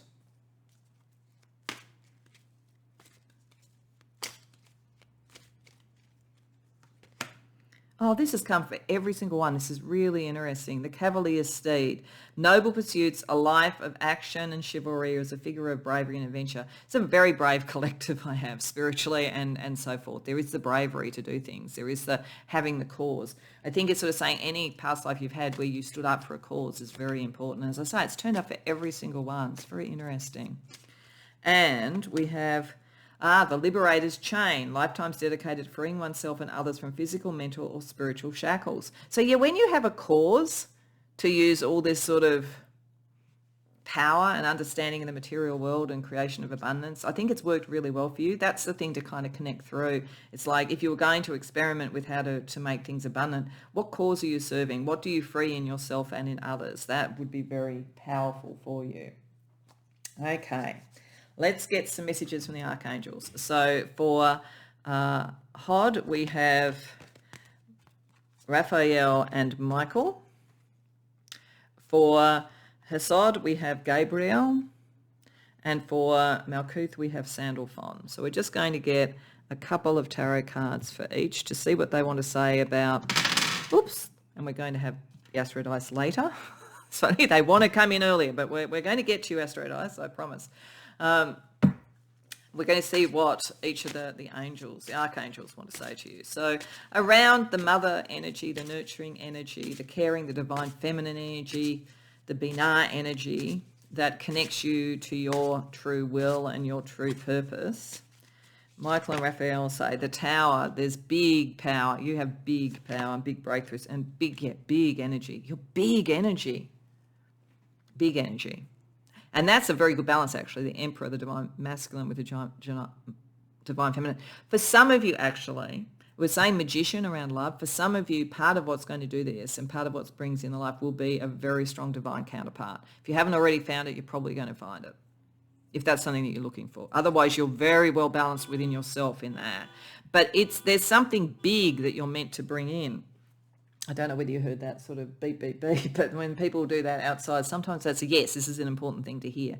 So I don't know if it came up on the microphone, but if so, yeah, there's something very big about it, very powerful, very changing energy around this that is either in your life now or is coming into your life in this life to be aware of, and it connects you to what you're really trying to do here. Then with Gabriel, so this is interesting because this is this sort of area of prophecy. What could we predict or show about your life? The Chariot reversed, the Judgment reversed. Okay. This life, I think there is a very important relationship that's coming in, if that's how that's playing, or it's very important to get your divine masculine and feminine in place. Like it's a very big internal power shift that's going on with you to understand power and understand yourself. Gabriel is saying this life isn't meant to be, like I was saying, a kind of a cause helps you, but remembering the cause will help you decide what to focus on to manifest. But Gabriel is saying this life is not requiring you to follow a destiny or a calling. I think it's a life of experimentation. You've reached a particular level where now you're meant to experiment. I suspect your next life is going to be probably where you're meant to kind of really manifest something that is a cause or something that is of great importance, not just to you, but to other people. Pay attention if you know your chart with where your North Node is. I feel that the house in particular that your North Node in says something about the next life, what you're developing for. So to some degree the sign, but the house in particular. So have a look at that, because Gabriel's saying this life is not, you're not so caught in something you have to achieve. It gives you a great latitude to do the experimentation, but the experimentation should be towards creation of your own sense of power that is going to manifest probably more in the next life. So what about Sandalphon? What does Sandalphon want to say to you? The star? Yeah. Look at your North Star. Look at your North Node. Strength reversed. When you don't know, when you're not feeling as strong, go back to what the first principle is of what you're trying to develop within yourself. That should be your pathway, not necessarily the outcome. This is why it's okay to experiment. But you may sometimes feel that to be the star, you have to succeed all the time. And this is saying that is actually a chimera. That will take you off path. That's what will make you go, well, who cares? I'm just going to give up. So it's important to know you have a lot of power, a lot of ability, but this life you're kind of meant to experiment and learn about that power. It's like this life, you're like Arthur in the early years of his life learning from Merlin. And this is not to say that you don't have Merlin within you, but everything has a level, okay? But this is a training life for this. You've achieved something. You're like, it's not like you're just come in, you're an adept, or you're even potentially just off being a master, but like this is the experimental life to really start to learn about how to master that. And that's why you can get tempted to get too far over your skis and think everything that you're doing is a divine message and everything you're saying is that, and you're so much more than everybody else. That is the risk that can happen with this, okay? So, and it's a risk that any of us can have. So there's no criticism associated with that. But if you can get into the mind of the learner and the experimenter, and you're really starting to learn what are the, or it's a bit like Neo learning with Morpheus, the extent of what he is. It takes time to learn the extent of what he is. It's that kind of energy. Okay, so let's also see then, to look at that balance and the challenges, the other angels of the Sephiroth, the Shem angels, and then their counterpart demons. And this isn't so much to bring demonology into this. This is just to show within your own personality construct in Earth what works well for you and what is the challenge. So firstly, around this big sort of change towards understanding, I think, what abundance and nurturing and creativity is, we have the angel is Isla Higher, success. You are likely to have success, that don't worry about that.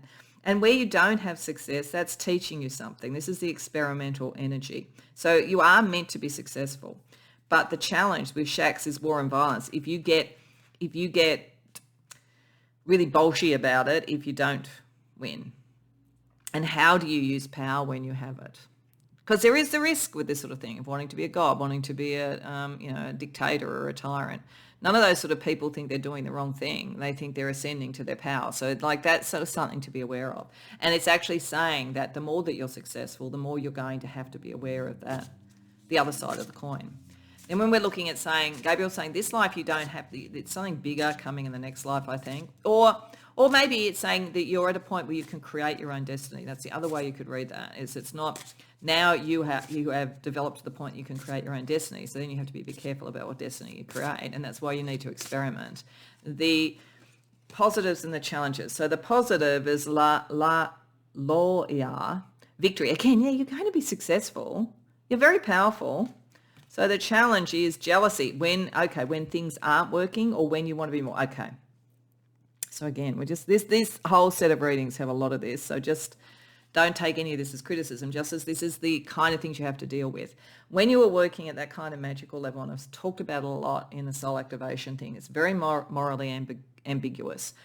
And there is a lot of competition that comes into it. Think about some of the stories you see, Sauron and Gandalf, or I think it was Saruman and Gandalf, actually. Sauron was sort of like the big bad. But there is that kind of thing. One of the things that's really important in this whole series that I've been trying to talk about is that jealousy to some degree is a bit pointless. It takes you down a pathway that takes you off the path, because there's no point in being jealous of someone else or competing with someone else. Ultimately, we are all equal in value. We just have different notes and a different melody, a different combination, and some are in the minor key and some are in the major key, and some go with the beat and some go against the beat, or whatever it might be. So the important thing is not to get jealous or to look at other people who think they've gone further. You've gone a long way and you're going to be successful, but you are meant to experiment a bit, and sometimes it's not going to work. And not to sort of think, well, that other person's doing better or that person's more advanced than me or whatever. It doesn't mean that. It just means that there's some alignment going on for what they're meant to do in this life. And for you, you're either given a lot of latitude and a lot of freedom because you've reached a level, and that's saying experiment, have fun with it, or it's saying this is your training ground, and don't worry about that because there's something big coming in the next life. Okay, so then in terms of the energy around the manifestation in the world at the moment,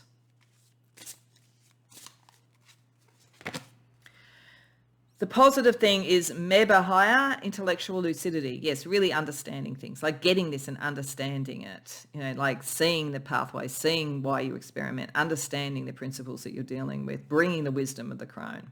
The challenge with this is vice. Okay, so and this has been the thing all the way through, where you can fall into temptation. I think it's where you stay very lucid about understanding what you're doing, and you will be successful in the long term, even if there's a bit of trial and error, then everything stays on board. But if you start to get frustrated or jealous, you can fall into the vice that takes you away from it. You can go, who cares about that? I'm just going to enjoy my life or whatever. So you're so close. You're so close. And what you could bring to the world is so important if it comes in a very healthy, aligned way. So I think this is a very powerful reading, but you need to be aware that if you are very powerful for the good, the capacity to be powerful in the other direction is within you as well. The more brilliant someone is, they can use it for great good. They can also use it for the other, and so forth. So that's your challenge, I think, pile 3. Okay, so let's have a look at, and then these wanted to come out, the astro dice. So we're going to look, firstly, we have Mercury, so how you communicate. We have the moon, so your sort of psychic and prophetic ability, and then we have Earth itself. So we're just going to see what is the other kind of energy around that. So around your communication, we have Jupiter. You're meant to expand and bring in abundance through that and through communication. Like you are a very good communicator. And it's meant to be freeing the energy. You're meant to have freedom in what you communicate and how you look at things. Having a very open mind is important, but also this intellectual lucidity. The things will go quicker in terms of abundance the more you align what you say with what you do, I think. Then in terms of the moon, so psychic ability, predictive, all of that kind of thing. First house, that's part of who you are in the world, definitely. That makes sense with all this sort of magical stuff. Yeah, part part of how you present yourself too, part of what is your ego, and it's a genuine ego. It's a reason for the pride there. Pluto, it's very powerful. This is the tower thing. You're a very powerful magician, actually, whether you realize it or not. So that's it. You're allowed to have pride. You're allowed to define yourself. There's no problem with that. Okay, and then in terms of Earth, we have the moon, so it's very much connecting with what Gabriel's saying and your sort of psychic ability. In the sixth house, you're meant to use it to serve others.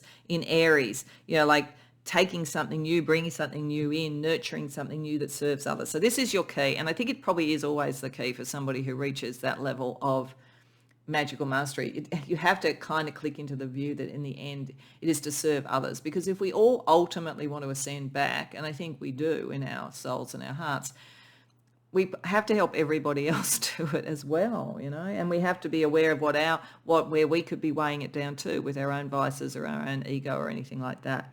So this is very much sort of saying that you're meant to sort of take something forward. You're meant to initiate something that's very psychic, but it needs to be in service to others. That's the key. That's the nurturing energy. That's the motherly energy that was there.